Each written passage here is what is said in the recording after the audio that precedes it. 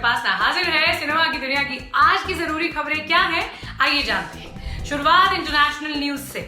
Game of thrones उर्फ GOT दुनिया का सबसे पॉपुलर शो, जबरदस्त एपिक सीरीज, उसे बनाने वाली टीम अब नेटफ्लिक्स के लिए एक नई सीरीज बनाने जा रही है। जीओटी के क्रिएटर डेविड बेनॉफ और डीबी वाइस एक तीसरे लेखक एलेक्जेंडर वू के साथ मिलकर इस नई सीरीज को लिखेंगे। उसके बाद जल्द ही इसका प्रोडक्शन शुरू होगा। ये series award winning Chinese science fiction novel the three body problem पर बेस्ड होगी। ये कहानी है मानवता के एलियन सभ्यता से पहले कांटेक्ट की। इस सीरीज की कास्टिंग अभी नहीं हुई है। रिया चक्रवर्ती के मीडिया ट्रायल पर बॉलीवुड के बहुत से कलाकारों ने एतराज जताया है। विद्या बालन ने भी टिप्पणी की है। रिया चक्रवर्ती के समर्थन में तेलुगु एक्ट्रेस लक्ष्मी मांचू के हाल ही में ट्वीट करने के बाद उसका साथ देते हुए विद्या ने लिखा, ये बड़ा दुर्भाग्यपूर्ण है कि सुशांत की असमय मौत एक मीडिया सर्कस में बदल गई है। साथ ही एक महिला के रूप में रिया का जैसा तिरस्कार हो रहा है वो मेरा दिल दुखाता है। विद्या ने कहा कि एक नागरिक के संवैधानिक अधिकारों को थोड़ी इज्जत दें और कानून को अपना काम करने दें। फिल्ममेकर करण जौहर ने अनाउंस किया है कि वो बच्चों के लिए एक बुक लाने वाले हैं। ये उनकी पहली पिक्चर बुक होगी और जल्द ही आएगी। इसका नाम होगा The Big Thoughts of Little Love. Karan ने एक वीडियो भी शेयर किया जिसमें किताब के बारे में बेसिक जानकारी दी गई है। उसके मुताबिक ये लव और कुश नाम के ट्विंस की कहानी होगी जो लड़के और लड़की को मिलने वाले अलग ट्रीटमेंट को समझने की कोशिश करते दिखाई देंगे। करण इससे पहले अपनी ऑटोबायोग्राफी एन अनसूटेबल बॉय भी ला चुके हैं जो 2017 में पब्लिश हुई थी। अब बात करेंगे सुशांत सिंह केस की। सीबीआई ने ये स्पष्ट कर दिया है कि सुशांत सिंह राजपूत के केस में हत्या का कोई सबूत नहीं मिला है। इंडिया टुडे के मुताबिक सीबीआई के अफसरों ने उन्हें बताया है कि वो आत्महत्या वाले एंगल पर फोकस कर रहे हैं। हालांकि जांच अभी जारी है। इसी बीच सुशांत की एक्स मैनेजर श्रुति मोदी के वकील अशोक सरावगी ने केस में एक नया नाम इंट्रोड्यूस किया है। उन्होंने ड्रग सप्लाई वाले मामले में किसी इम्तियाज खत्री का नाम लिया है। ये शख्स कौन है अभी तक स्पष्ट होना बाकी है। बताया जा रहा है कि इम्तियाज मुंबई के किसी नामी बिल्डर का बेटा है। उधर सिद्धार्थ पिठानी ने सीबीआई से एक और जानकारी शेयर की है। उन्होंने बताया कि अपनी एक्स मैनेजर दिशा सालियान की मौत की खबर सुनकर सुशांत की तबीयत खराब हो गई थी। वो काफी तनाव में आ गए थे, इतने कि उन्होंने सिद्धार्थ से अपने कमरे में सोने के लिए कहा था। अब बात टीवी की दुनिया से। खबर है कि सीरियल कसौटी जिंदगी की 2 नवंबर में बंद होने वाला है। स्पॉट बॉय की रिपोर्ट के मुताबिक दावा किया गया है कि शो को वैसा रिस्पांस नहीं मिला जैसे उसको पहले सीजन में मिला था। शो की कास्ट में बदलाव किए गए, कई ट्विस्ट भी ऐड किए गए। उसके बावजूद शो को जैसे नंबर्स मिल रहे हैं उससे मेकर्स खुश नहीं हैं। रिपोर्ट की माने तो फैसला ये लिया गया है कि ये शो बंद किया जाएगा और कलाकारों को इसकी खबर कर दी गई है। अगली खबर रवीना टंडन की है। उन्होंने उस बात का जवाब दिया है जिसमें कहा गया कि बॉलीवुड यानी हिंदी फिल्म इंडस्ट्री के 99% लोग ड्रग एडिक्ट्स हैं।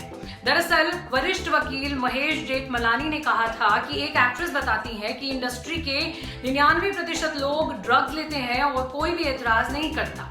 इसका क्या मतलब निकालें?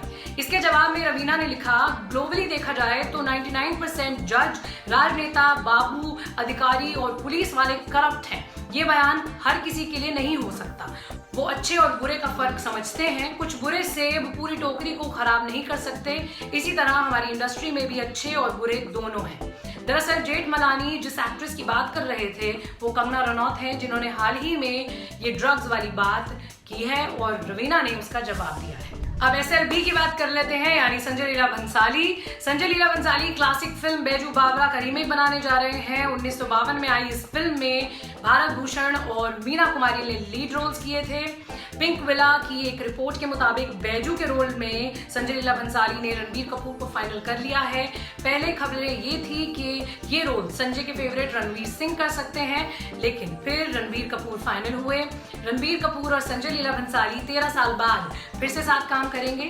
इससे पहले उन्होंने 2007 में आई फिल्म सावरिया में साथ में कोलैबोरेट किया था और संजय ने सावरिया से ही रणबीर कपूर और सोनम कपूर को लॉन्च किया था। कद्दावर अभिनेता नसीरुद्दीन शाह ने एक इंटरव्यू में बताया कि एक फिल्म डायरेक्ट करने के बाद उन्होंने कभी दोबारा डायरेक्शन क्यों नहीं की। उन्होंने कहा कि उनको अपनी डायरेक्टोरियल डेब्यू फिल्म यूं होता तो क्या होता पर गर्व नहीं है। एक्चुअली उन्होंने ये फिल्म 2006 में डायरेक्ट की थी। इसमें कौनकना सेन शर्मा, इरफान खान, जिमी शेरगिल, परेश रावल और बोमन ईरानी जैसे सशक्त कलाकार थे। फिल्म कमर्शियली हिट नहीं रही थी। नसीर साहब ने कहा कि वो इस फिल्म की असफलता से हिल गए थे, फिर से डायरेक्टर बनने की हिम्मत नहीं जुटा पाए। हालांकि उन्होंने ये भी कहा है कि वो एक शॉर्ट फिल्म डायरेक्ट करके फिर से लौटने के ख्वाहिशमंद हैं। एक्टर अमित साध ने सोशल मीडिया के दिन ब दिन जहरीले होते माहौल पर बात की है। सुशांत सिंह राजपूत के साथ काय पोछे से उन्होंने अपने करियर की शुरुआत की थी। उन्होंने कहा कि मुझे सुशांत केस में भी ट्रोल किया गया, लोग कहते तुम चुप क्यों हो, मैं अनफॉलो कर रहा हूँ। अमित के मुताबिक कई बार ये ट्रोलिंग हैरेसमेंट बन जाती है, आप हर एक से जाकर लड़ नहीं सकते। अमित इन दिनों बैक टू बैक प्रोजेक्ट्स में दिखाई दे रहे हैं। हाल ही में उनकी फिल्म यारा आई थी और उससे पहले अभिषेक बच्चन के साथ वो वेब सीरीज ब्रीथ 2 में भी नजर आए थे।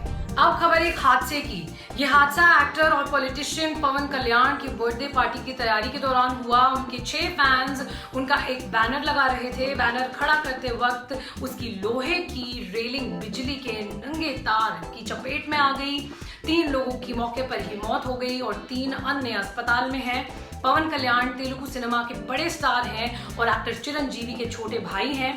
पवन कल्याण की आने वाली फिल्म वकील साहब का पोस्टर भी लॉन्च हुआ है। वकील साहब एक कोर्ट रूम ड्रामा है जो हिंदी फिल्म पिंक की तेलुगु रीमेक है। इसे श्रीराम वेणु डायरेक्ट कर रहे हैं और बोनी कपूर प्रोड्यूस कर रहे हैं। अब बात बेल बॉटम की। एक्ट्रेस वाणी कपूर फिल्म बेल बॉटम की शूटिंग के लिए स्कॉटलैंड रवाना हो गई है। इस फिल्म में उनके ऑपोजिट अक्षय कुमार है। लॉकडाउन की वजह से इस फिल्म की शूटिंग रुकी हुई थी, अब फिर से चालू हुई है।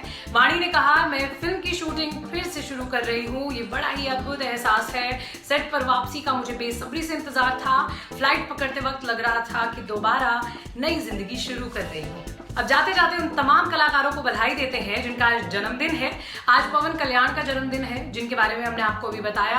साथ ही एक्टर किच्चा सुदीप की भी सालगिरह है, जिन्हें हिंदी के दर्शक मक्खी फिल्म या फिर दबंग 3 के विलन के रूप में पहचानते हैं। इसके अलावा हॉलीवुड स्टार कियानू रीव्स भी आज ही के दिन बर्थडे सेलिब्रेट करते हैं, जिनको हम द मैट्रिक्स और जॉन विक से जानते हैं और उनके फैन हैं। इन सभी को सालगिरह की ढेर सारी मुबारकबाद। साथ ही मुबारकबाद एक्ट्रेस सोनम को भी, जिन्होंने 80 और 90 के दशक की कई फिल्मों में काम किया था, जैसे त्रिदेव, अजूबा, विश्वात्मा, जिन पर फिल्माए गाने ओए ओए को कभी उस दौर के माता पिताओं ने अश्लील घोषित कर दिया था। बच्चों को ये गाना देखना अलाउड नहीं था। क्या वो मासूम वक्त था। बहरहाल ये विषयांतर हो रहा है, इस पर बात फिर कभी। वापस लौटते हुए हम सोनम को जन्मदिन की ढेर सारी बधाइयां देते हैं। आज की शो में इतना ही, कल फिर मिलेंगे। शुक्रिया।